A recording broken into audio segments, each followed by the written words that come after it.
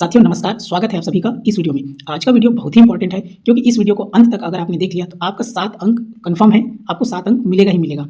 इस वीडियो में देखिए आज का है यूनिट 1 गणित की प्रकृति। इसमें हम समझेंगे गणितीय विचार किस तरह विकसित होते हैं, गणित का स्वरूप और मोस्ट इंपॉर्टेंट है आपका गणितीय तरीके से सोचना, अमूर्तीकरण, विशिष्टीकरण, व्यापकीकरण। तो इसमें से प्रश्न बनता ही है, सीजी टेट में शिक्षक भर्ती में बार-बार पूछा गया है अमूर्तीकरण, विशिष्टीकरण और व्यापकीकरण से सवाल।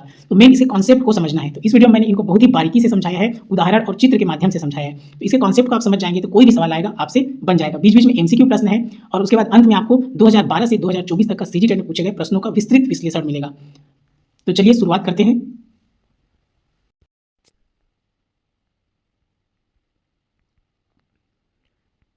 देखिए इस प्रकार ये है आपका, ये मूर्त से अमूर्त है, ये आपका विशिष्टीकरण है और ये आपका व्यापकीकरण है। इस चित्र को आप देख सकते हैं। इसको जब इस वीडियो को आप देख लेंगे तब आपको समझ में आ जाएगा कि मूर्त से अमूर्त क्या है, विशिष्टीकरण क्या होता है और व्यापकीकरण क्या होता है। यहाँ से आपका सिलेबस है, 7 अंक यहाँ से पूछता है।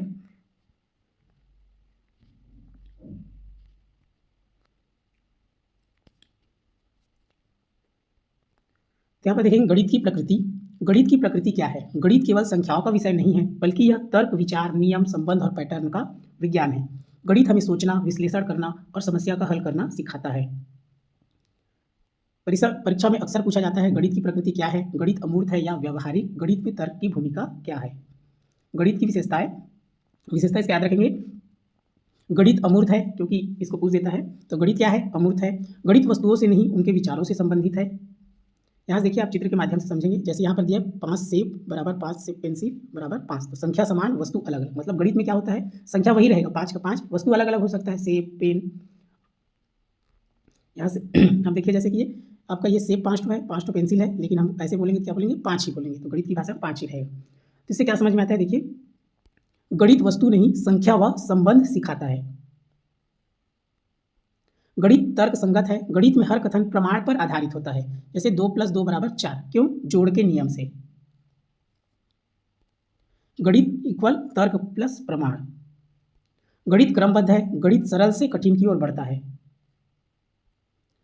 सक्रम है उदाहरण देखिए, संख्या, जोड़, घटाव, गुणा, भाग, बीजगणित। गणित में सीखने का क्रम निश्चित होता है, इसको याद रखेंगे। गणित निश्चित है। गणित में उत्तर स्पष्ट और एक ही होता है। उदाहरण जैसे 16 का वर्गमूल बराबर 4, केवल एक सही उत्तर। गणित सार्वभौमिक है। गणित हर देश हर भाषा में समान होता है। जैसे भारत, जापान, अमेरिका सब में 2 + 3 = 5 ही होगा। गणित एक सार्वभौमिक भाषा है। गणित प्रतीकात्मक है। गणित में चिन्हों व प्रतीकों का प्रयोग होता है। इस प्रकार देख सकते हैं, जोड़, घटाव, गुणा, भाग, बराबर। गणित प्रतीकों की भाषा है। गणित व्यवहारिक है। गणित का प्रयोग जीवन के हर क्षेत्र में है। जैसे देखेंगे आपका दुकान में लेन देन के लिए समय घड़ी देखते हैं, उसमें भी गणित है। मापन में जैसे मापते हैं 5 मीटर 10 मीटर। गणित, इसको इंपॉर्टेंट है, याद रखेंगे। गणित विशिष्टीकरण से व्यापकीकरण की ओर बढ़ता है, इसको याद रखेंगे। सीजी टेट पूछा गया प्रश्न, गणित का दैनिक जीवन से क्या संबंध है। देखिए इंपॉर्टेंट एमसीक्यू, गणित की प्रकृति है क्या है, अमूर्त। गणित का आधार तर्क पर है।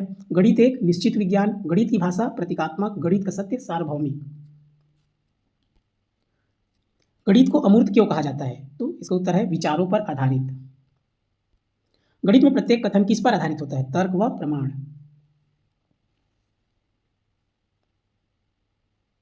गणित को अमूर्त विषय क्यों कहा जाता है, यह वस्तुओं के विचारों पर आधारित है। निम्न में से कौन सी गणित की प्रकृति नहीं है, यहाँ देखेंगे ये भावनात्मक, इसकी प्रकृति नहीं है। गणित में प्रत्येक कथन किस पर आधारित होता है, प्रमाण व तर्क पर। गणित को निश्चित विज्ञान, सटीक विज्ञान क्यों कहा जाता है, उत्तर एक ही होता है। 2 + 3 = 5 यह दर्शाता है कि गणित क्या है, तर्क संगत एवं निश्चित है। गणित को सार्वभौमिक विषय क्यों कहा जाता है, यह हर देश में समान है। गणित में प्लस माइनस गुणा भाग किसका उदाहरण है, तो प्रतीकों का। गणित का कौन सा गुण दैनिक जीवन से जुड़ा है, व्यावहारिकता। गणित में ज्ञान का विकास किस क्रम में होता है, सरल से कठिन। निम्न में से कौन गणित की सही प्रकृति है, इसमें सब है इसका, अमूर्त, तर्क संगत, प्रतीकात्मक, उपरोक्त सभी। इसको याद रखेंगे। गणित क्या है, अमूर्त, तर्क संगत, निश्चित, सार्वभौमिक, क्रमबद्ध, प्रतीकात्मक, व्यावहारिक।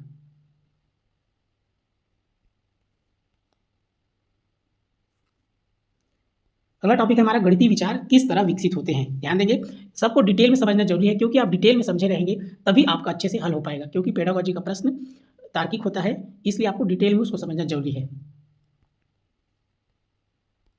भूमिका, गणितीय विचार अचानक नहीं बनते, बल्कि अनुभव, सोच, नियम, सिद्धांत की प्रक्रिया में धीरे धीरे विकसित होते हैं। परीक्षा में पूछा जाता है, गणितीय विचारों के विकास की प्रक्रिया समझाइए।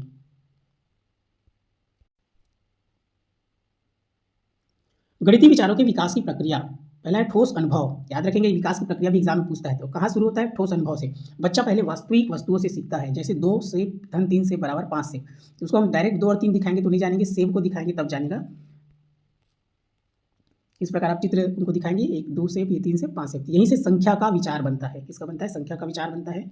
तो गणितीय विचारों का पहला चरण ठोस अनुभव, इंपॉर्टेंट है, इसको याद रखेंगे। दूसरा है चित्रात्मक या प्रातिनिधिक अवस्था, इसका क्रम को पूछता है ना, इसको याद रखेंगे। तो दूसरा क्या है? चित्रात्मक। अब बच्चा वस्तु के चित्र या चिन्ह से सोचता है। इस प्रकार चित्र, 2 चित्र है, 2 गोला प्लस 3 गोला इक्वल 5 गोला। यहीं से मानसिक गणना की शुरुआत होती है। तीसरा है अमूर्त, पहला ठोस, दूसरा चित्र, तीसरा अमूर्त। अब संख्या, चिन्ह व सूत्र का प्रयोग करता है। 2 धन 3 बराबर 5, a धन b बराबर b धन a। यही शुद्ध गणित है।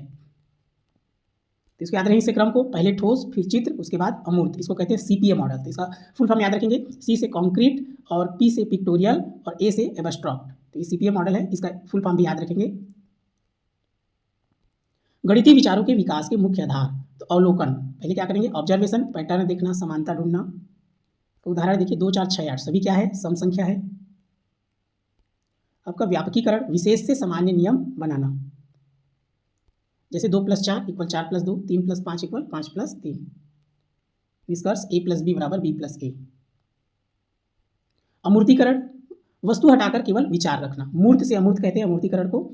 सेब, गेंद, किताब, ये सब मूर्त है, उसको हम देख सकते हैं। उसको हटाकर केवल संख्या 5, जैसे 5 सेब, तो 5 क्या है? आपका अमूर्त है। तर्क एवं प्रमाण, गणितीय विचार तर्क संगत होते हैं। उदाहरण, सभी सम संख्याएं 2 से विभाज्य होती है। फ्लोचार्ट देखिए, वास्तविक अनुभव, चित्र या मॉडल, संख्या, चिन्ह, सूत्र या नियम, सिद्धांत। सीजी टेट में चित्र आधारित प्रश्न आते हैं, इसको याद रखेंगे। अवलोकन, निरीक्षण, अमूर्तीकरण, व्यापकीकरण, प्रमाण। यहाँ देखेंगे एमसीक्यू फैक्ट, गणितीय विचारों की शुरुआत होती है किससे? ठोस अनुभव से। अमूर्त गणित में प्रयोग होता है संख्या, चिन्ह व सूत्र।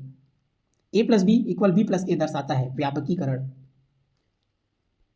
गणितीय विचार होते हैं तार्किक व क्रमबद्ध।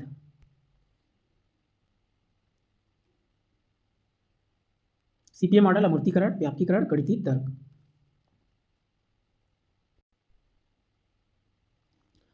वन लाइन देखिए, गणितीय विचार अनुभव से जन्म लेते हैं और तर्क से विकसित होते हैं। गणित ठोस से अमूर्त की यात्रा है।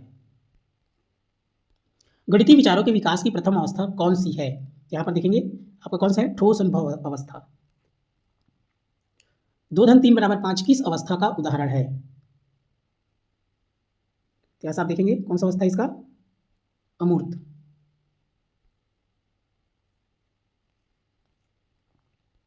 गणितीय विचारों का विकास मुख्यतः किस क्रम में होता है? यहां पर आप देखेंगे इसका ठोस, चित्रात्मक, अमूर्त, ये इसका सही उत्तर है। a + b बराबर b + a किसका उदाहरण है? ये व्यापकीकरण का। जब बालक वस्तुओं के स्थान पर चिन्हों का प्रयोग करता है तो वह कौन सी अवस्था है? चित्रात्मक। गणितीय विचारों का मुख्य आधार क्या है? तर्क। गणित में अमूर्तीकरण का अर्थ है वस्तुओं को हटाकर केवल विचार रखना। सीपीए मॉडल में पी का अर्थ है, तो पी का बताया था पिक्टोरियल। गणितीय विचारों का विकास किससे प्रारंभ होता है? इसको उत्तर है वास्तविक जीवन अनुभव से। गणितीय विचार किस प्रकार के होते हैं? तार्किक। बच्चों में गणितीय सोच के विकास के लिए सबसे उपयुक्त विधि है गतिविधि आधारित विधि। विशेष उदाहरणों से सामान्य नियम निकालना, तो विशेष से सामान्य यहाँ पे क्या हो जाएगा? ये होगा आपका व्यापकीकरण, इसको याद रखेंगे, ये हो जाएगा व्यापकीकरण। विशेष से सामान्य होगा आपका व्यापकीकरण।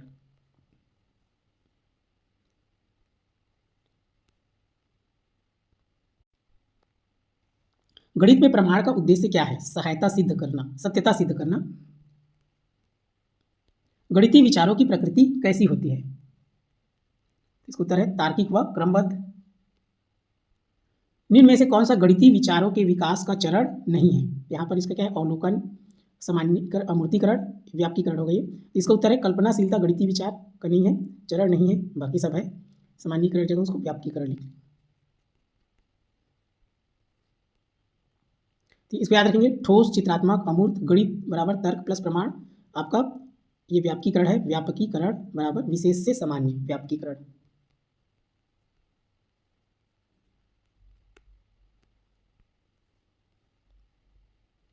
अगला देखेंगे गणित का स्वरूप। तो गणित का स्वरूप क्या है? गणित के स्वरूप का अर्थ है गणित बराबर तार्किक प्लस निश्चित प्लस अमूर्त प्लस प्रतीकात्मक विषय। गणित का प्रमुख स्वरूप, गणित एक अमूर्त विषय है। गणित वस्तुओं को नहीं बल्कि विचारों व संबंधों को दर्शाता है। इस प्रकार आप देख सकते हैं, जैसे संख्या 5, 5 से नहीं बल्कि 5 की अवधारणा, बिंदु कोई आकार नहीं केवल स्थिति। इस प्रकार इसको समझ सकते हैं। गणित मूर्त वस्तुओं से शुरू होकर अमूर्तता की ओर बढ़ता है। गणित एक तार्किक विषय है।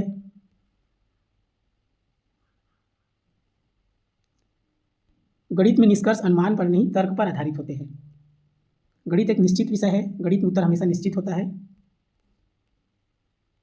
गणित में सत्य सार्वभौमिक होता है। गणित प्रतीकात्मक भाषा है। गणित अपने विशेष चिन्हों का प्रयोग करता है। गणित को वैश्विक भाषा कहा जाता है। गणित संरचनात्मक भाग है, इसको याद रखेंगे। गणित संरचनात्मक विषय है। गणित के सभी भाग आपस में जुड़े होते हैं। क्रम याद रखेंगे, क्रम को पूछता है। संख्या, बीजगणित, ज्यामिति, त्रिकोणमिति, कलन, याद रखेंगे क्रम को, इंपॉर्टेंट है ये। संख्या, बीजगणित, ज्यामिति। गणित की संरचना सीढ़ीनुमा होती है। गणित एक विकासशील विषय है। गणित स्थिर नहीं है, यह समय के साथ विकसित हुआ है। आपको क्रम को याद रखना है इस प्रकार, शून्य, ऋणात्मक संख्या, भिन्न, बीजगणित, कलन। गणित मानव आवश्यकताओं के अनुसार विकसित हुआ। गणित उपयोगी विषय है। गणित का उपयोग हर क्षेत्र में होता है, बैंक, इंजीनियरिंग, अर्थशास्त्र, शिक्षण। गणित जीवन से जुड़ा हुआ है, तो याद रखेंगे अमूर्त, तार्किक, निश्चित, प्रतीकात्मक, संरचनात्मक, विकासशील, उपयोगी। परीक्षा पूछे जाने वाला प्रश्न, गणित एक अमूर्त विषय है, ये सबसे पुराना प्रश्न है, सबसे ज़्यादा पूछा जाता है। गणित सत्य है, सार्वभौमिक। गणित की भाषा प्रतीकात्मक। गणितीय निष्कर्ष तार्किक। गणित की प्रकृति निश्चित। देखेंगे गणित की प्रकृति का कौन सा गुण है? तार्किक। 2 धन 2 बराबर 4 किस गुण को दर्शाता है? निश्चितता। गणित को वैश्विक भाषा क्यों कहा जाता है? प्रतीकों के कारण। गणित एक अमूर्त विषय है, सबसे ज्यादा पूछा गया है। गणित किस प्रकार का विषय है? सही उत्तर अमूर्त। गणित की भाषा प्रतीकात्मक है। गणित को वैश्विक भाषा क्यों कहते हैं? प्रतीकों के कारण। गणित निश्चित व सार्वभौमिक है। गणित संरचनात्मक विषय है। गणित के विषय आपस में कैसे जुड़े होते हैं? क्रमबद्ध संरचना, इसको याद रखेंगे। संख्या, बीजगणित, ज्यामिति क्रमबद्ध से जुड़े हैं। गणित विकासशील विषय है। गणित समय के साथ क्यों बदलता है? मानव आवश्यकताओं के कारण। गणित उपयोगी विषय है। यहाँ पर देखें गणित किस प्रकार का विषय है? अमूर्त। गणितीय निष्कर्ष आधारित है तर्क पर। गणित को सार्वभौमिक भाषा क्यों कहते हैं? प्रतीकों के कारण। 5 3 8 दर्शाता है निश्चितता। अब है महत्वपूर्ण, इंपॉर्टेंट है ये सबसे ज़्यादा, क्योंकि ये अमूर्तीकरण, मूर्त से अमूर्त, विशिष्टीकरण, व्यापकीकरण से प्रश्न पूछता ही है, इसलिए बहुत ही ध्यानपूर्वक इसको देखें और अच्छे से समझे उदाहरण और चित्र के माध्यम से, तभी आपको समझ में आएगा। देखिए यहाँ पर ये बच्चा सोच रहा है ये क्या है? अमूर्तीकरण है, मूर्त से अमूर्त, यहाँ से ये सोच रहा है। तो यहाँ पर देखेंगे अमूर्तीकरण क्या है? अमूर्तीकरण मतलब मूर्त से अमूर्त, वास्तविक वस्तुओं, घटनाओं से अनावश्यक बातों को हटाकर केवल आवश्यक गणितीय गुणों को ग्रहण करने की प्रक्रिया अमूर्तीकरण है। अमूर्तीकरण केवल वास्तविकता, विचार, गणितीय स्वरूप। अमूर्तीकरण का अर्थ, जब हम किसी वस्तु के रंग, आकार, स्वाद, उपयोग जैसी चीजों को छोड़कर केवल संख्या, माप, संबंध, रूप पर ध्यान देते हैं, वही अमूर्तीकरण है। यहाँ पर इसका परिभाषा देखेंगे। गणित में अमूर्तीकरण का अर्थ है ठोस अनुभवों से अमूर्त गणितीय संकल्पनाओं का निर्माण। यहाँ से इसको समझेंगे। देखिए चित्र समझे, जैसे 3 सेब है, से 3 का सफर। तो यहाँ से हमने इसका सेब का रंग, स्वाद, आकार सबको हटा दिया, केवल क्या याद रखा? 3। जो संख्या दिख रहा है वही अमूर्त है, जो सेब दिख रहा है वो ठोस है, वो मूर्त है क्योंकि दिख रहा है, और ये 3 क्या है? अमूर्त है। सेब वास्तविक ठोस है, 3 एक अमूर्त संख्या है, यही अमूर्तीकरण है। और सरल उदाहरण आप देख सकते हैं, जैसे उंगलियां आपका कितना है? 5 होता है, तो 5 उंगली है, वो दिख रहा है मूर्त है, लेकिन जो संख्या 5 है तो वो अमूर्त है। जो डंडा की लंबाई हम 10 सेंटीमीटर मापते हैं, तो जो स्केल जो दिख रहा है वो क्या है? मूर्त है, लेकिन जो 10 क्या है? 10 अमूर्त है। तो जो दिखता है ठोस रूप में, जो दिखता है वो मूर्त है, और जो नंबर संख्या के रूप में रहता है वो अमूर्त है। यहाँ पर याद रखेंगे वस्तु बदल सकती है पर संख्या या माप वही रहता है, यही गणित की ताकत है। अमूर्तीकरण की विशेषताएं, गणित को सार्वभौमिक बनाता है, ठोस से अमूर्त की ओर ले जाता है, याद रखेंगे, ठोस से अमूर्त, सोचने की शक्ति विकसित करता है, गणित को तार्किक व वैज्ञानिक बनाता है। यहां से देखेंगे गणित ठोस वस्तुओं से शुरू होकर अमूर्त विचारों तक पहुंचता है, याद रखेंगे, यह पंक्ति कई बार पूछी गई है। अमूर्तीकरण की प्रक्रिया, ठोस अनुभव, वास्तविक अनुभव, आवश्यक गुणों का चयन, अनावश्यक गुणों का त्याग, गणितीय प्रतीक या संख्या, अमूर्त संकल्पना। एक लाइन में याद रखें, वस्तु गुण उसको हटा देना है, फिर गणित। कक्षा शिक्षण में अमूर्तीकरण, शिक्षक पहले वास्तविक वस्तुएं दिखाता है, फिर चित्र, फिर संख्या या सूत्र। क्रम याद रखेंगे, वस्तु, चित्र, उसके बाद संख्या या सूत्र। एनसीएफ पॉइंट देखिए, आधारित पॉइंट, प्राथमिक स्तर पर गणित को ठोस अनुभवों से जोड़ना आवश्यक है। यहाँ पर देखें, अमूर्तीकरण गणित की मूल प्रकृति है, संख्या, बिंदु, रेखा सभी अमूर्त है, गणित प्रतीकों की भाषा है। इसको याद रखेंगे, संख्या, बिंदु, रेखा इंपॉर्टेंट है, सभी अमूर्त है। ठोस से अमूर्त की ओर सीखना प्रभावी है। एमसीक्यू देखेंगे, अमूर्तीकरण का संबंध किससे है? आवश्यक गुणों के चयन से। निम्न में से कौन अमूर्त है? सेब, कुर्सी, संख्या 5 गेंद। तो अमूर्त कौन है? संख्या 5। गणित में बिंदु क्या है? तो बिंदु अमूर्त है, बिंदु रेखा अमूर्त है। यहाँ देखेंगे, एक लाइन में उत्तर लिखना है। तो गणित में अमूर्तीकरण वह प्रक्रिया है जिसमें वास्तविक वस्तुओं से केवल आवश्यक गुणों को लेकर गणितीय संकल्पनाओं का निर्माण किया जाता है। अमूर्तीकरण से क्या अभिप्राय है? वस्तुओं के सभी गुणों का अध्ययन। इसका उत्तर है आपका आवश्यक गुणों को ग्रहण करना। निम्न में से कौन सा अमूर्त संकल्पना है? तो इसका अमूर्त कौन है? संख्या 7। गणित में बिंदु क्या होता है? तो बिंदु क्या होता है? अमूर्त विचार होता है। बिंदु, रेखा, संख्या अमूर्त विचार है। गणित को अमूर्त विज्ञान क्यों कहा जाता है? क्योंकि यह प्रतीकों पर आधारित है। अमूर्तीकरण की प्रक्रिया किस क्रम में होती है? पहले ठोस, उसके बाद अमूर्त। 3 गेंद बराबर 3 सेब, 3 गेंद बराबर 3, यह किसका उदाहरण है? अमूर्तीकरण का। मूर्त से अमूर्त जा रहे हैं। निम्न में से कौन सा गणितीय संकल्पना अमूर्त है? तो त्रिभुज की लकड़ी, तो ये तो मूर्त है आपका। चौक मूर्त है, दिखता है। रेखा, तो रेखा हम बनाते हैं लाइन खींच के, तो वो क्या है? अमूर्त है आपका। स्केल मूर्त है। गणित में प्रतीकों का प्रयोग किस कारण होता है? अमूर्तीकरण को दर्शाने हेतु। प्राथमिक स्तर पर गणित शिक्षण में अमूर्तीकरण कैसे सिखाया जाना चाहिए? ठोस वस्तुओं के माध्यम से। अमूर्तीकरण का मुख्य उद्देश्य क्या है? वास्तविकता से विचार बनाना। देखिए, आपको बीच बीच में एमसीक्यू प्रश्न इसलिए डाला हूं क्योंकि जितना ज़्यादा आप एग्जाम्पल को देखेंगे, एमसीक्यू करेंगे, थ्योरी के बाद एमसीक्यू, तो आपको ज़्यादा समझ में आएगा कि किस प्रकार प्रश्न को बनाना है। इसलिए बीच बीच में एमसीक्यू प्रश्न किया हूँ। यहाँ पर देखिए, गणित ठोस वस्तुओं से शुरू होकर अमूर्त विचारों तक पहुँचता है। देखिए, इंपॉर्टेंट है विशिष्टीकरण। विशिष्टीकरण से प्रश्न आए हैं आपका। विशिष्टीकरण का क्या अर्थ है? इसका अर्थ है सामान्य से विशेष की ओर जाना। याद रखेंगे, सामान्य से विशेष, उल्टा है, विशिष्टीकरण है तो सामान्य से विशेष, विशेष बाद में आना चाहिए। जब हम किसी बड़े समूह से छोटे, स्पष्ट और निश्चित समूह की ओर बढ़ते हैं तो उसे विशिष्टीकरण कहते हैं। गणित में विशिष्टीकरण वह प्रक्रिया है जिसमें सामान्य नियम, अवधारणा या कथन को विशेष परिस्थितियों पर लागू किया जाता है। देखेंगे विशिष्टीकरण को हम समझेंगे, जैसे कि एक पेड़ है, तो पेड़ सामान्य एक पेड़ है, तो पेड़ के बाद सेब का पेड़, पेड़ बहुत सारा पेड़ होता है, ध्यान से समझेंगे, इसी को आपको समझना है, तभी आप एग्जाम में प्रश्नों को हल कर पाएंगे। तो यहाँ पर देखिए, जैसे पेड़ तो बहुत सारा होता है, सेब का पेड़ होता है, आम का पेड़ होता है, नारियल का पेड़ होता है, बरगद का पेड़ होता है, लेकिन यहाँ पर देखिए पेड़, तो पेड़ सामान्य है, कोई भी पेड़ हम बोल सकते हैं, लेकिन इसमें हम सेब का पेड़ बोले, उसके बाद सेब के बाद लाल सेब बोले, तभी क्या हो गया आपका? सामान्य से विशिष्टता की ओर जा रहा है लाल सेब। यही प्रक्रिया क्या है? विशिष्टीकरण है। क्लियर हुआ? अब संख्याओं को समझते हैं। जैसे देखिए, आपका संख्या, तो सामान्य आपका क्या है? संख्या, संख्या बस है, सामान्य है। अब कौन सा संख्या है? संख्या का बहुत सारा प्रकार होता है, देखेंगे आप। तो संख्या में जैसे प्राकृतिक संख्या होता है, प्राकृतिक संख्या याद रखेंगे 1 से शुरू होता है, 1 से अनंत तक की संख्या। पूर्ण संख्या कहाँ शुरू होता है? 0 से अनंत तक की संख्या पूर्ण संख्या। आपका पूर्णांक संख्या होता है जिसमें शून्य भी होता है, धनात्मक संख्या भी होता है, ऋणात्मक संख्या भी होता है, और सम संख्या होता है 2, 4, 6, 8, ये सब क्या है? सम संख्या। तो केवल संख्या बोलेंगे तो वो सामान्य है, लेकिन जब उसके बाद आगे हम आएंगे तो संख्या होता है प्राकृतिक संख्या, पूर्ण संख्या, पूर्णांक संख्या, तब हम विशिष्टता की ओर आ रहे हैं। यही क्या है? विशिष्टीकरण है। तो सामान्य से विशेष की ओर आ रहे हैं, विशिष्टीकरण। तो आप इनको अच्छे से समझ लीजिए, तभी सवाल को हल कर पाएंगे। एग्जाम में पूछता ही है, जैसे ये बहुभुज वाला पूछा ही है, तो जैसे बहुभुज, तो बहुभुज मतलब जिसके बहुत सारे भुजाएं हैं। तो यहाँ पर देखिए, बहुभुज मतलब जिसका 2 से अधिक भुजाएं होते हैं। जैसे आपका हो गया त्रिभुज, जिसका जैसे 3 या 3 से अधिक भुजाएं, जैसे आपको ये हो गया त्रिभुज। अब बहुभुज बोले तो यहाँ से देखिए त्रिभुज, फिर समबाहु त्रिभुज। तो त्रिभुज होता है, त्रिभुज का भी प्रकार होता है, समबाहु त्रिभुज, विषमबाहु त्रिभुज, समद्विबाहु त्रिभुज। क्लियर हुआ? तो ये विशिष्टता की ओर बढ़ रहा है, तो यहाँ से ये क्या हो जाएगा? यही विशिष्टीकरण है। यहाँ से आप देख सकते हैं बहुभुज, त्रिभुज और समबाहु त्रिभुज। क्लियर है? 3 या 3 से अधिक भुजा क्या कहलाएगा? आपका बहुभुज।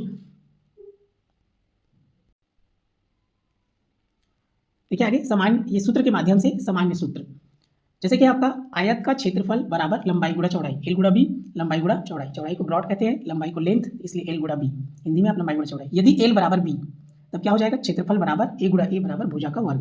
ये कहने का मतलब है एल के जगह हम बी रखेंगे तो क्या हो जाएगा, बी गुणा बी हो जाएगा, मतलब बी का स्क्वायर। क्लियर हुआ, तो भुजा का स्क्वायर दोनों को मान लिया है तो भुजा। अब देखिए आयत से क्या बन गया, वर्ग बन गया, आयत से क्या बन गया, वर्ग बन गया। तो यहाँ पर ये वर्ग का क्षेत्रफल का सूत्र हो गया, तो आयत से बना वर्ग, इसलिए क्या कहलाएगा, विशिष्टीकरण कहलाएगा। क्या कहलाएगा, ये विशिष्टीकरण, आयत से वर्ग बना। यहाँ पर देखिए गणित, इसको भी याद रखेंगे, तो हम गणित, अब गणित बस बोलेंगे तो गणित सामान्य है, लेकिन गणित के बाद गणित में बहुत सारे प्रकार है। जैसे गणित का आगे आपका बीज गणित होता है, ठीक है, बीज गणित, अंक गणित होता है। अब बीज गणित में देखिए, गणित बस बोल दिए तो समझ नहीं आ रहा है। अब गणित में कौन सा गणित है, बीज गणित है कि अंक गणित है, तो यहाँ पर ये बीज गणित है। अब बीज गणित में कौन सा टॉपिक है आपका, द्विघात समीकरण। अब द्विघात समीकरण क्या होता है, यहाँ पर देखेंगे द्विघात समीकरण x स्क्वायर धन 5x धन 6 बराबर 0, ये आपका 10वीं में है द्विघात समीकरण, जिसमें क्या होता है, अधिकतम घात 2 होना चाहिए। क्लियर है, यहाँ पर देखिए ये आपको हो गया द्विघात समीकरण। ये क्या है, सामान्य से विशेष की ओर बढ़ रहा है, यही क्या है आपका विशिष्टीकरण है। विशिष्टीकरण की मुख्य विशेषताएं आपका है, सामान्य से विशेष की ओर स्पष्टता बढ़ती है, नियमों का प्रयोग आसान, गणित को व्यावहारिक बनाता है, तार्किक सोच का विकास। इसको याद रखेंगे, एस एस एस, सामान्य, सीमित, स्पष्ट, विशिष्टीकरण इक्वल S3।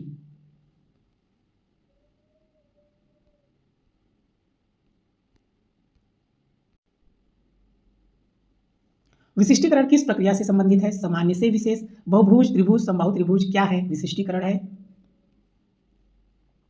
सूत्र को विशेष मान देकर प्रयोग करना कहलाता है विशिष्टीकरण। गणित की प्रकृति में विशिष्टीकरण का कार्य अवधारणा को स्पष्ट करना। यहाँ पर देखेंगे कैसे टाइप का प्रश्न आता है, विशिष्टीकरण का सही उदाहरण कौन सा है, सामान्य नियम को विशेष स्थिति में लागू करना क्या कहलाता है, आयत से वर्ग का निर्माण किस प्रक्रिया का उदाहरण है, गणित में विशिष्टीकरण का प्रमुख उद्देश्य क्या है। ये सब प्रश्न इंपॉर्टेंट है, इस टाइप का प्रश्न पूछा जाता है। हर प्रश्नों, इन प्रश्नों से हर साल 1 से 2 प्रश्न जरूर आते हैं। यहाँ पर देखिए, गणित में विशिष्टीकरण वह सीढ़ी है जिससे हम सामान्य ज्ञान से विशिष्ट समाधान तक पहुंचते हैं।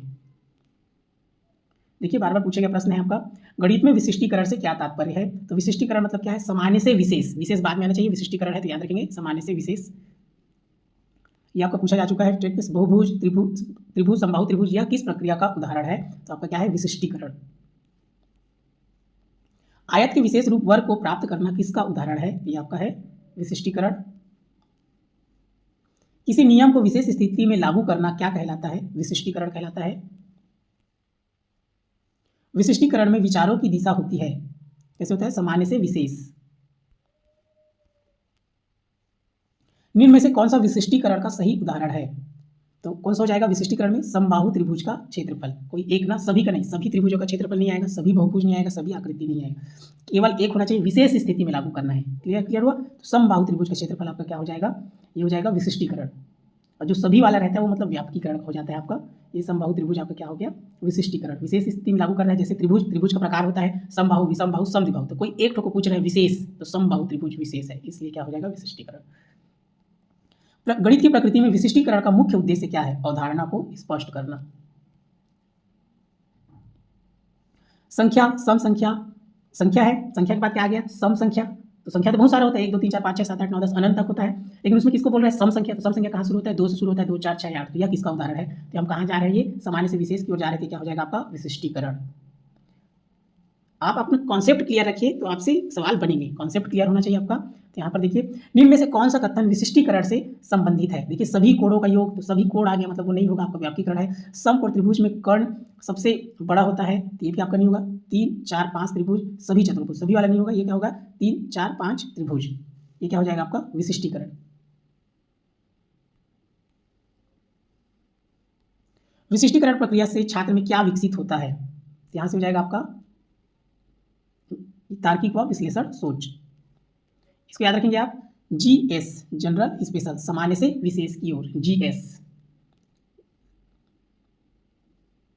अब देखिए व्यापकीकरण, व्यापकीकरण, विशिष्टीकरण हो गया, व्यापकीकरण ये भी इंपॉर्टेंट है, सीजीटेट में पूछा जा चुका है और शिक्षक भर्ती में पूछा जा चुका है। आपका क्या है व्यापकीकरण, यहाँ पर देखेंगे व्यापकीकरण क्या है। व्यापकीकरण वह प्रक्रिया है जिसमें हम विशेष उदाहरणों से सामान्य नियम निकालते हैं, ये जस्ट उसको उल्टा है विशिष्टीकरण का। अब ये क्या हो जाएगा, विशेष से सामान्य। यहाँ पर देखेंगे कई विशेष स्थितियों को देखकर एक सार्वभौमिक नियम बनाना व्यापकीकरण कहलाता है। जैसे बहुत सारा उदाहरण लेंगे और उसके बाद एक नियम बनाएंगे, वो क्या कहलाएगा? व्यापकीकरण कहलाएगा।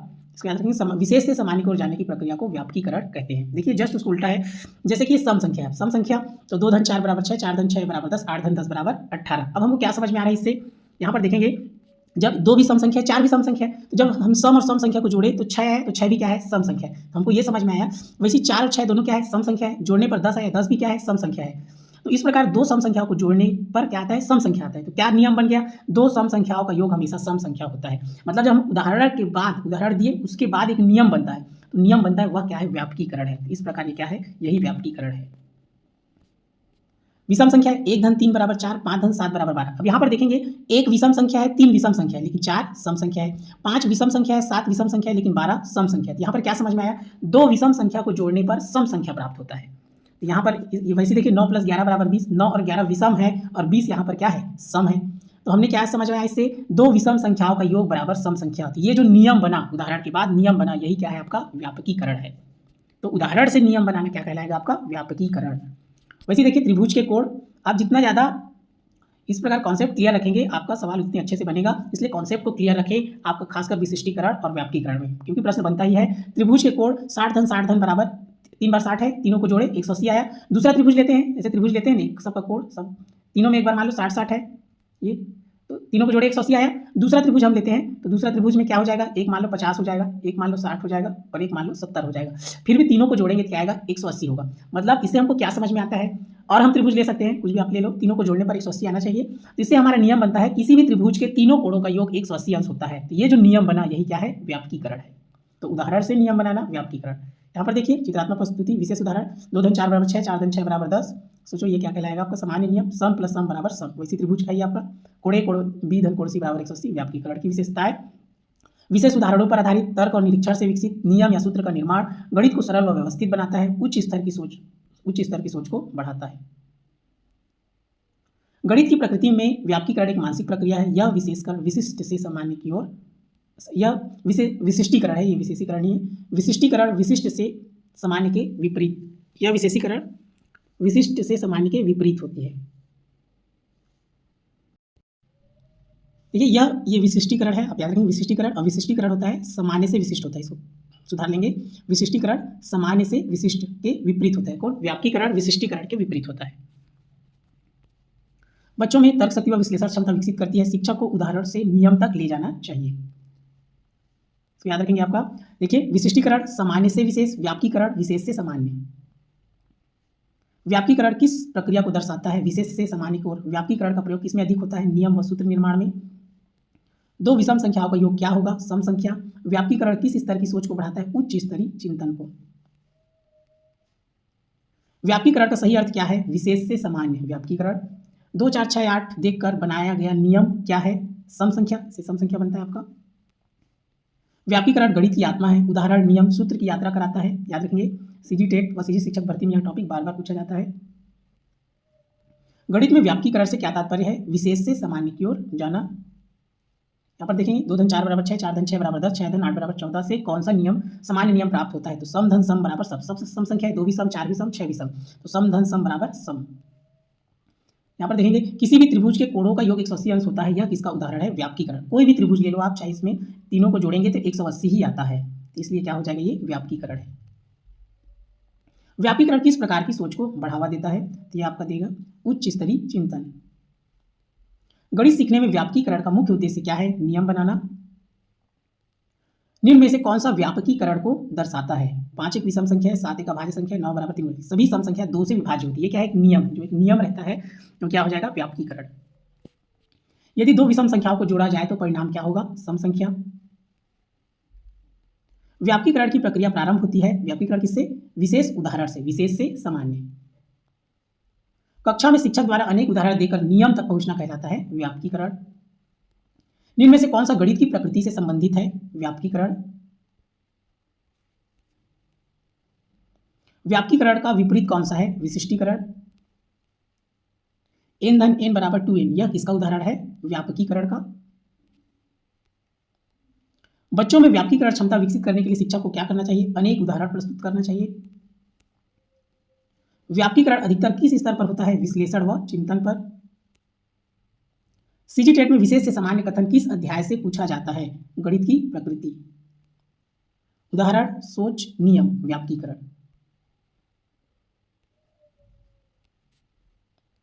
यहां पर देखिए विशिष्टीकरण बनाम व्यापकीकरण। यहाँ पर आपको समझ में इतना तो आया होगा। यहाँ पर देख लीजिए, ये बच्चा सोच रहा है, ये अमूर्तीकरण है, ठोस वस्तु से अमूर्त के बारे में सोच रहा है। ये आपका विशिष्टीकरण है, ये आपका व्यापकीकरण। विशिष्टीकरण बनाम व्यापकीकरण। तो देखिए यहाँ से नियम से नंबर क्या होगा? विशिष्टीकरण। नंबर से नियम व्यापकीकरण। देखिए सीजी टेट सीजी व्यापम पूछे जाने वाले एमसीक्यू। व्यापकीकरण इंडक्टिव थिंकिंग, ये हो जाएगा आपका आगमन। विशिष्टीकरण क्या होगा? निगमन। बालक पहले विशेष उदाहरण सीखता है, शिक्षक की भूमिका व्यापकीकरण करवाना।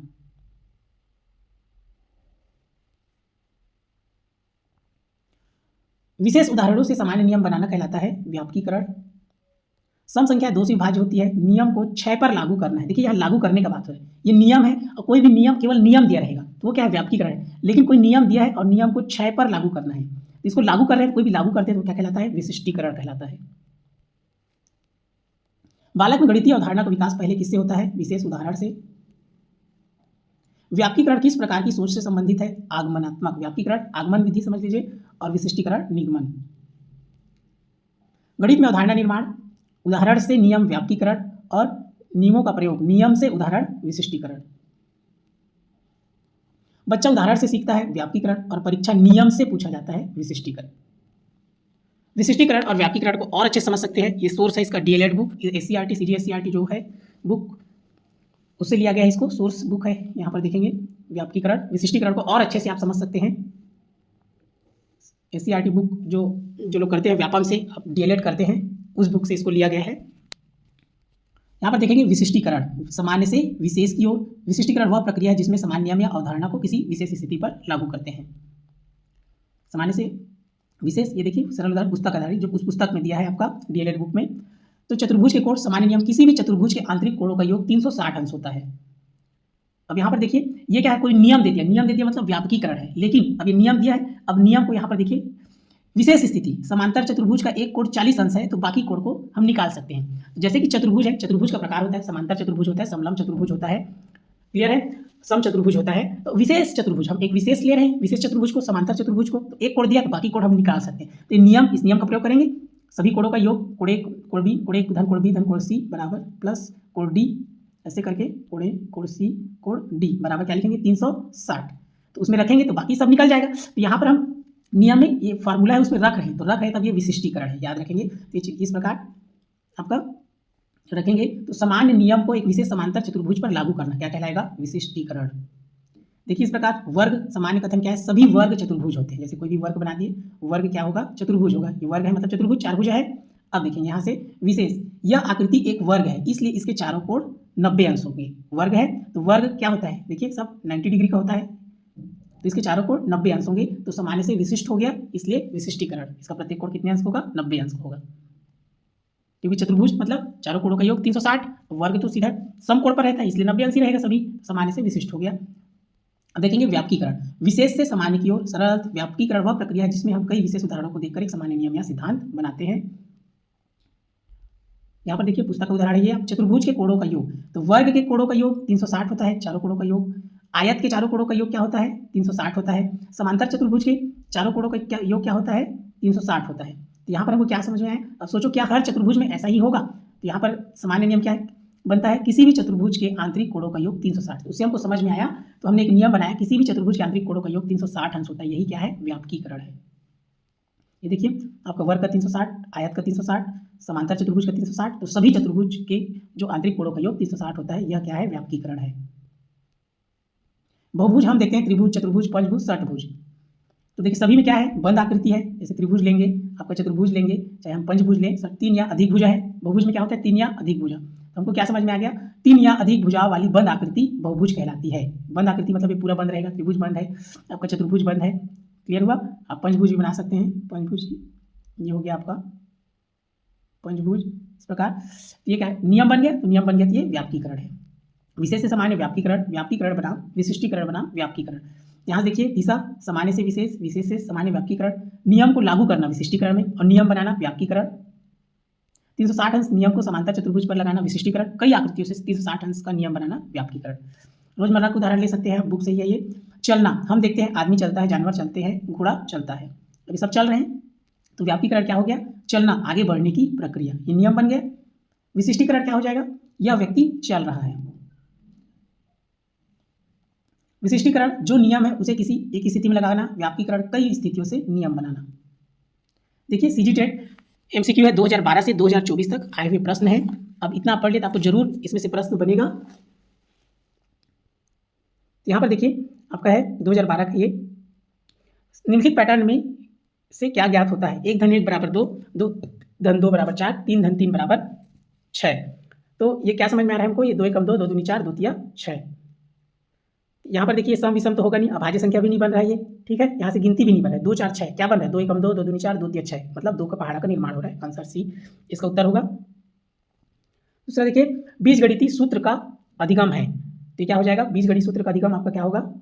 बीजगणित सूत्र, सूत्र मतलब क्या? हम सूत्र बना रहे हैं, सूत्र मतलब बीजगणित सूत्र, सूत्र क्या हो जाएगा आपका? व्यापकीकरण होगा। जो फार्मूला बनता है, हम बताएं ना, उदाहरण से नियम बनाना या फार्मूला बनाना, क्या हो जाएगा आपका? व्यापकीकरण होगा।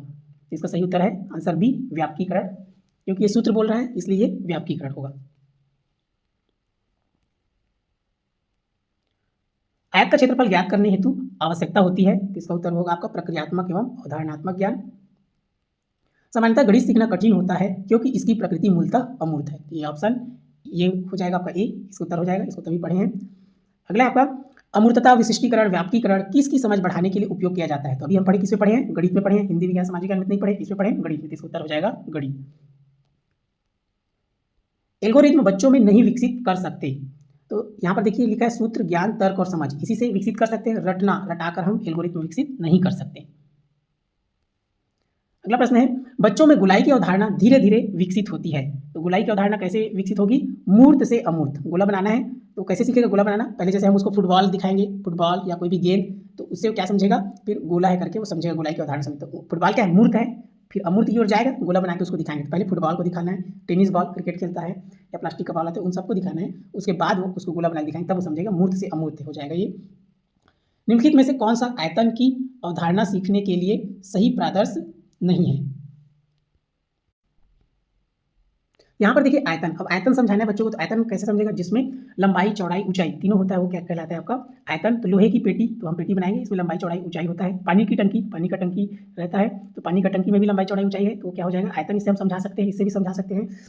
धागे का एक टुकड़ा, तो धागा है, तो धागा से हम बच्चे को नहीं सिखा पाएंगे, ये क्या हो जाएगा इसका सही उत्तर, क्योंकि प्रादर्श नहीं है बोल रहे हैं। एक गेंद है तो गेंद से भी हम समझा सकते हैं, लेकिन आपका ये धागे से नहीं समझाएंगे, क्योंकि धागा तो इस प्रकार रहता है, उससे इसका सही उत्तर होगा सी। अमूर्त गणित के अधिगम का प्रथम चरण प्रारंभ होता है, तो कहाँ से होता है? अमूर्त गणित आपका प्राथमिक स्तर से प्रारंभ होता है, ये इसका सही उत्तर है। यहाँ पर देखेंगे यदि किसी त्रिभुज के दो कोणों का योग तीसरे कोण के बराबर हो तब वह त्रिभुज होगा। तो दो कोणों का योग तीसरे कोण के बराबर होता है, तो किसमें होगा आपका? दो कोणों का योग तीसरे कोण के बराबर आपका किसमें हो जाएगा? समकोण में हो जाएगा। समकोण इसका सही उत्तर है। क्लियर? क्योंकि समकोण मतलब यहाँ पर देखिए तीनों कोणों का योग 180, तो समकोण में एक कोण तो 90 अंश होता ही 6, तो बाकी दोनों को मिलाकर क्या होगा? 90 ही तो होगा ना, तभी 90 90 180, इसलिए क्या हो जाएगा? समकोण। गणित शिक्षण की आगमन विधि का सिद्धांत है। आगमन विधि का सिद्धांत क्या होता है? आगमन आपका हो जाएगा सामान्य से, इसका हो जाएगा विशिष्ट।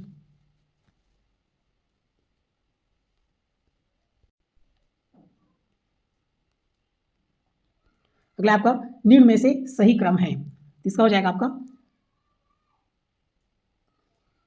अधिक कोण, ऋजु कोण, प्रतिवर्ती कोण। क्लियर है?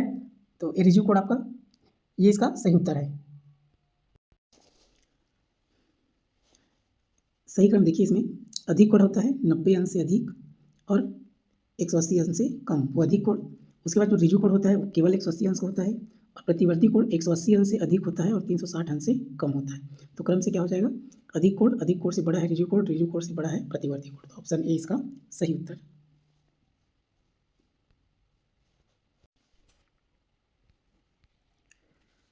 अगला प्रश्न है विशिष्ट उदाहरणों से सामान्यीकरण की ओर बढ़ते जाता है, तो इसका उत्तर है विशिष्ट से सामान्य। तो इसका उत्तर क्या आ जाएगा? आगमन विधि, ये इसका सही उत्तर है, विशिष्ट से सामान्य।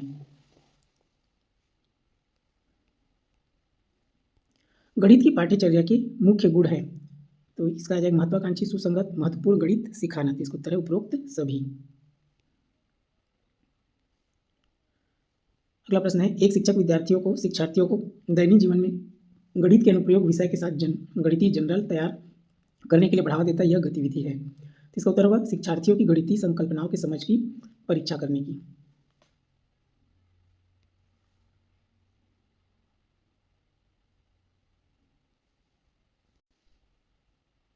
इसमें ध्यान देंगे, इसका उत्तर ये ऑप्शन डी होगा, ये नहीं होगा। यहाँ पर ये होगा गणितीय संकल्पनाओं और उनके प्रयोगों से संबंध बैठाने और अपने ज्ञान तथा विचारों को साझा करने में शिक्षार्थियों की सहायता करने की। तो ऑप्शन डी इसका सही उत्तर होगा। अगला प्रश्न है, राष्ट्रीय पाठ्यचर्या की रूपरेखा एनसीईआरटी 2005 के अनुसार विद्यालयों में गणित शिक्षण का संकीर्ण उद्देश्य है। इसका उत्तर है ऑप्शन ए संख्यात्मक कौशलों का विकास। गणित भाषा के मुख्य गुण है शुद्धता, सत्यता, उपरोक्त दोनों। ये क्या हो जाएगा? ऑप्शन सी इसका उत्तर हो जाएगा, दोनों।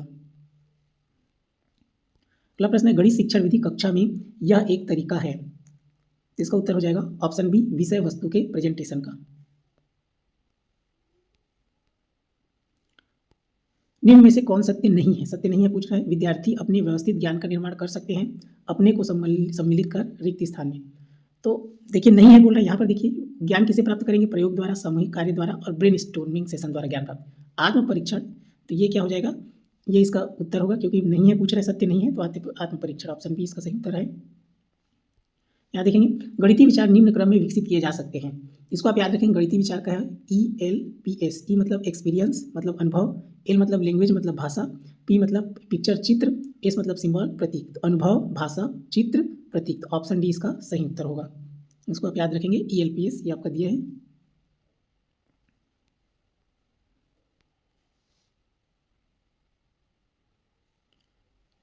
यहाँ पर देखिए कौन सा कथन सही है? तो त्रिभुज के क्षेत्रफल का उपयोग आयत का क्षेत्रफल ज्ञात करने में लिया जा सकता है। त्रिभुज के क्षेत्रफल का उपयोग वृत्तीय क्षेत्र का क्षेत्रफल ज्ञात करने में लिया जा सकता है। ए और बी दोनों। तो इसका ऑप्शन सी सही है, ए और बी दोनों।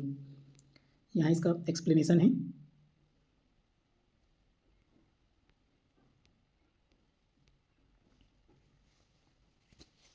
अगला प्रश्न है,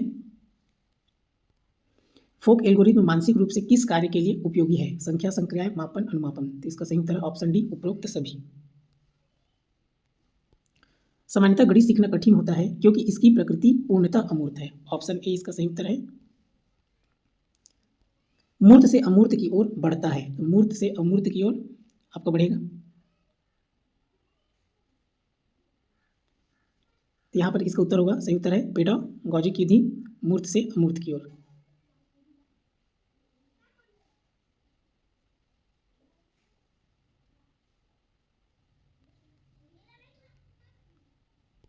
शिक्षा आयोग 1964-66 के अनुसार गणितीय शिक्षा में ज्यादा जोर क्या समझाने पर होना चाहिए? इसका उत्तर है आपका ऑप्शन ए मूलभूत सिद्धांत।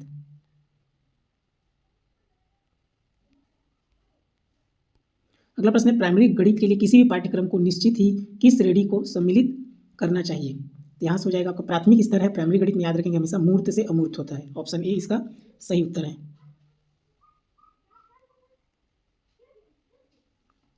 अगला प्रश्न है, सामान्यीकरण से विशिष्ट उदाहरण की ओर बढ़ना माना जाता है। यहाँ से हो जाएगा आपका सामान्यीकरण बोला है, इसलिए इसका उत्तर हो जाएगा आपका ऑप्शन डी विशिष्टीकरण विधि। याद रखेंगे सामान्यीकरण से विशिष्ट क्या हो जाएगा? विशिष्टीकरण विधि इसका सही उत्तर हो जाएगा। देखिए विशिष्ट से सामान्य क्या होता है आपका? आगमन विधि। सामान्य से विशिष्ट आपका क्या होता है? निगमन विधि होता है। लेकिन यहाँ क्या बोला है? ये आपका विशिष्टीकरण विधि इसका सही उत्तर है।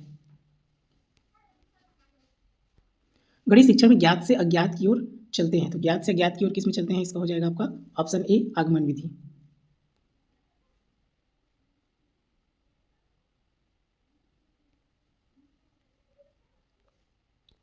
गणितीय गेम एवं पजल्स गणित शिक्षण के उदाहरण है।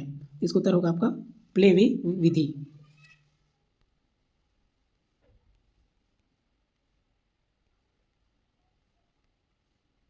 अगला प्रश्न है, निम्न में से कौन सा कथन असत्य है? इसमें आप देखेंगे गणितीय अवधारणाएं अमूर्त होती है, ये सत्य है। गणित हमें प्रकृति के बारे में बताती है। गणित अवधारणाओं की क्रमबद्ध श्रृंखला, ये भी सही है। गणित अवधारणाओं में तार्किक संबंध, ये भी सही है। तो असत्य है आपका गणित हमें प्रकृति के बारे में बताती है, ऑप्शन बी।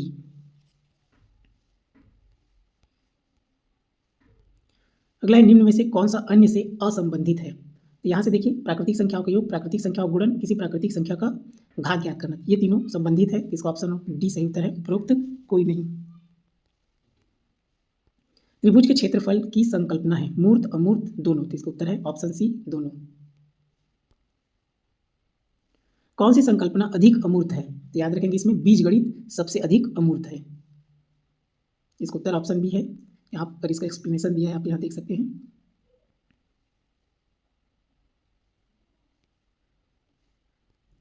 अगला प्रश्न है कक्षा 1 के स्तर के छात्रों को समझने के लिए कौन सी संकल्पना अधिक कठिन है? तो विभिन्न संख्याओं के लिए संकेतों का उपयोग, संख्याओं की गणना करना, संख्याओं का योग करना, उपरोक्त सभी। इसका ऑप्शन ए इसका उत्तर होगा विभिन्न संख्याओं के लिए संकेतों का उपयोग। अगला प्रश्न है निम्नलिखित में से कौन सा सही नहीं है?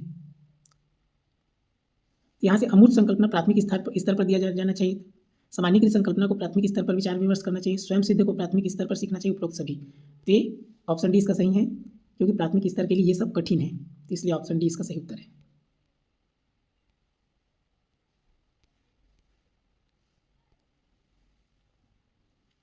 निम्नलिखित में से किसे गणितीय चिंतन की आवश्यकता होती है? तो इसका है ऑप्शन सी सामाजिक विज्ञान का अध्ययन। गणितीय शिक्षण अभिक्षमता के लिए आवश्यक है, गणित की भाषा, गणित की मूल संकल्पनाओं की समझ, गणितीय संप्रेषण की क्षमता, उपरोक्त सभी। इसका उत्तर है उपरोक्त सभी। गणित अधिगम का मूल्यांकन मूलतः होना चाहिए पहचानात्मक, योगात्मक, रचनात्मक, उपरोक्त सभी। इसका उत्तर है ऑप्शन डी उपरोक्त सभी। निम्नलिखित में कौन सी सर्वाधिक सामान्य संकल्पना है? प्राकृत संख्या है, पूर्ण संख्या है, सम संख्या है, विषम संख्या। तो इसका उत्तर होगा ऑप्शन बी पूर्ण संख्या, क्योंकि पूर्ण संख्या शून्य से शुरू होता है, शून्य से लेकर अनंत तक की संख्या को पूर्ण संख्या कहते हैं। तो पूर्ण संख्या में सब चीज़ आ जाता है, प्राकृत संख्या भी आ जाएगा क्योंकि प्राकृत संख्या 1 से शुरू होता है, सम संख्या भी आ जाएगा 2 4 6 8, विषम संख्या भी आ जाएगा 1 3 5 7। तो कौन होगा? ऑप्शन बी पूर्ण संख्या इसका सही उत्तर होगा। अगला प्रश्न है दो विषम संख्याओं का योग एक सम संख्या है, इसे आप कैसे सिद्ध करेंगे? इसका उत्तर है तर्क से, ऑप्शन सी इसका सही उत्तर है। गणित सीखने की प्रक्रिया आसान हो सकती है, इसका उत्तर है ऑप्शन ए सोपान क्रमिकता के आधार पर शिक्षण योजना बनाई जाए। बच्चों में अमूर्त स्वर पर कार्य करने की क्षमता विकसित करने के लिए निरूपण का कौन सा क्रम सबसे अधिक उपयुक्त है? तो इसमें याद रखेंगे आपका ये होता है, आपका बताया था सबसे पहले ठोस, फिर चित्र, उसके बाद प्रतीक। तो ऑप्शन बी इसका सही उत्तर है। बताया था CPA कॉन्क्रीट पिक्टोरियल एब्स्ट्रैक्ट, तो ठोस, चित्रात्मक और प्रतीकात्मक, ऑप्शन बी CPA मॉडल याद रखेंगे। ऐसे कथन जो स्वयं सिद्ध कथनों से तर्क द्वारा प्राप्त किए जाते हैं कहलाते हैं प्रमेय, ऑप्शन डी इसका सही उत्तर है। अगला प्रश्न है मिलते जुलते और बार बार होने वाले अनुभवों के आधार पर नतीजों तक पहुंचने वाले तरीकों को कहा जाता है? ये हो जाएगा आपका आगमन तर्क। ठीक है, आगमन में क्या होता है? बहुत सारे उदाहरण के बाद नियम बनता है, उदाहरण के बाद हम लोग नियम बनाते हैं, तो क्या हो जाएगा आपका आगमनिक तर्क हो जाएगा। तो यहाँ पर देखिए कौन सी अवधारणाएं अधिक अमूर्त है, तो इसमें कौन होगा? आपका बीजगणित सबसे अधिक अमूर्त है। प्रत्येक अभाज्य संख्या के 2 गुणनखंड होते हैं, प्राथमिक स्तर पर इसे सिद्ध करने के लिए किस पद्धति का पालन करना चाहिए? क्योंकि देखिए प्राथमिक स्तर है, तो प्राथमिक स्तर पर हमेशा आगमन विधि का ही प्रयोग करेंगे, प्राथमिक स्तर है इसलिए। तो इसका उत्तर है आगमन। सूचना के ज्ञात अंशों को एक साथ रखना और ज्ञात से अज्ञात की ओर बढ़ना है, तो ज्ञात से अज्ञात हमेशा आगमन विधि में होता है, ऑप्शन सी इसका सही उत्तर है। 2 समपूर्णांकों का योग सदैव सम होता है, किस विधि से यह सिद्ध किया जा सकता है? तो इसका उत्तर है प्रत्यक्ष उत्पत्ति। अगला प्रश्न निम्नलिखित में से गणित की प्रकृति का संबंध किससे नहीं है? तो गणित का प्राकृतिक संबंध होता है शुद्धता से, विशिष्ट क्रम से, स्वरूप से। इसका संबंध इससे नहीं होगा, विस्तारित अभिव्यक्ति से, ऑप्शन सी इसका उत्तर है।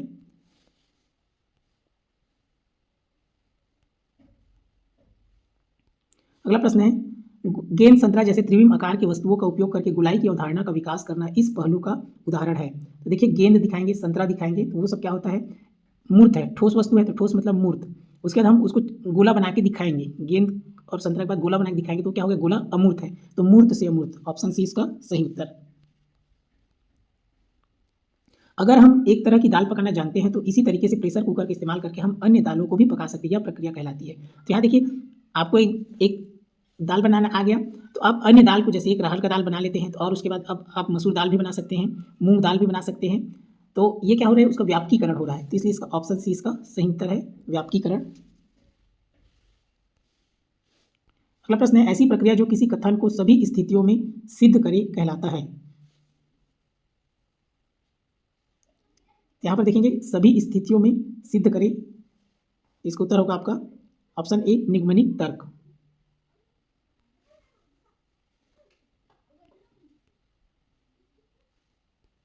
गणितीय प्रश्नों को हल करने से किसी व्यक्ति में निम्नलिखित में से कौन सी मानसिक क्षमताएं विकसित होती है? पैटर्न और संबंध को तलाशने की क्षमता, स्पष्ट तरीके से व्यक्त करने की क्षमता, तार्किक और क्रमबद्ध तरीके से सोचने की क्षमता, उपरोक्त सभी। इसका उत्तर है उपरोक्त सभी। शुरुआती स्कूली गणित सीखा जा सकता है तो किससे? ठोस निरूपण द्वारा। गणित में प्रतीकों के विस्तृत प्रयोग के क्या कारण है? गणित को संक्षिप्त करना, गणित को स्पष्ट करना, गणित को एक शक्तिशाली संचार माध्यम बनाना। तो ऑप्शन डी उपरोक्त सभी इसका सही उत्तर है। यहाँ पर देखें किसी वर्ग के चारों कोणों का योग 360 अंश होता है। इस कथन का विस्तार करके हम कथन किसी चतुर्भुज के चारों कोणों का योग 360 होता है के बारे में सोचते हैं। यह एक उदाहरण है। तो बताया था वर्ग के चारों कोणों का योग 360 होता है। तो इस प्रकार इसका हम नियम बनाते हैं कि किसी चतुर्भुज के चारों कोणों का योग 360 होता है। तो यह क्या है आपका? व्यापकीकरण है। तो इसका ऑप्शन सी इसका सही उत्तर होगा व्यापकीकरण। दो संख्याओं का योग हमेशा एक सम संख्या होता है। इस कथन के सत्य या असत्य होने की जांच हम कैसे करेंगे? इसका उत्तर होगा आपका निगमनिक तर्क द्वारा, ऑप्शन डी। अगला प्रश्न है, जोड़ की अवधारणा सिखाते समय सिद्धांत किस क्रम से आगे बढ़ाना चाहिए? इसको आप याद रखेंगे। पहले बताएं इसमें सीपीए मॉडल, ठोस, फिर उसके बाद चित्र, चित्र प्रतीक और उसके बाद संख्या प्रतीक। तो ऑप्शन डी इसका सही उत्तर हो जाएगा। सीपीए मॉडल आपको याद रखना है, ठोस, चित्र, चित्र प्रतीक।